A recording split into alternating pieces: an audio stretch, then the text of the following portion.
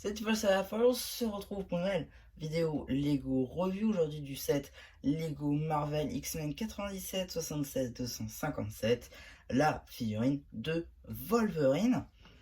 Donc voilà, set qui est sorti en juin 2023, donc à l'occasion bien de cette sortie, hein, qui du coup Lego pratique globalement tous les ans. Les grosses sorties sont à savoir donc janvier et juin. Est sorti à l'occasion aussi de la série X-Men 97 qui sortira en mars prochain. Donc bon, c'est plutôt cool. Effectivement, je l'apprends maintenant, donc effectivement, c'est cool aussi puisque la review sort dans l'air du temps, donc c'est pas mal. Mais on va faire le tour globalement de ce set, mes reproches que je peux lui faire, mais aussi les qualités qu'on peut lui trouver. Et c'est parti, hein. Donc déjà, première remarque, il n'y a aucun sticker. Tout est tampographié. Ça va être en contradiction avec l'un de mes reproches, mais vous allez le voir un petit peu après. Déjà, bon, je vais prendre ma flèche. Voilà, ici on a les petites rayures qu'on voit bien juste là, qui du coup sont assez représentatives de son costume de 97. On a aussi, tac, tac, la tête qui est tampographiée. Donc ça pour le coup c'est une pièce qui est exclusive et qui le restera je pense pour un bon bout de temps. Effectivement, donc, du coup ça me permet de vous montrer la technique pour le casque, pour faire les petites cornes sur les côtés. En fait on vient juste mettre des panneaux qu'on va venir rabattre sur la tête. Voilà, ça c'est plutôt pas mal. On a les abdominaux qui sont faits à partir donc de pièces en angle. On a les articulations un petit peu partout, on a les épaulettes qui sont aussi retranscrites, on a donc voilà, l'articulation j'ai dit, les lames qui sont rétractables aussi, hein. Si on a envie de les enlever, d'avoir Wolverine sans les griffes, eh bien on peut, voilà, même au niveau du poignet globalement c'est orientable.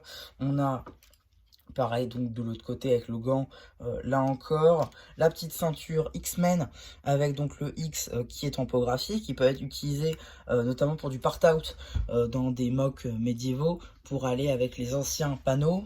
Bien évidemment donc le slip au-dessus, hein, ça c'est obligé. La partie jaune qui mêle le jaune classique avec le flame yellow. On a aussi les bottes qui sont représentées avec bon, pareil les pieds bon, qui sont orientables là encore. Donc vous pouvez aussi hein, mettre votre Wolverine pour le coup dans pas mal de situations. C'est plutôt cool, hein, voilà. Typiquement si on veut le mettre comme ça on peut. Si on veut le mettre à terre on peut aussi. Voilà. Par contre ça va me permettre d'aller vers un de mes reproches, la tête. Voilà, je trouve, je sais pas, hein, mais je trouve que la tête est un peu trop avancée. Comme si, je sais pas, il était décalé avec le cou. Enfin, je trouve ça, je sais pas, je trouve ça bizarre. Autre point qui est plutôt pas mal, bon, la construction est assez cool, sans plus, c'est une figurine à construire.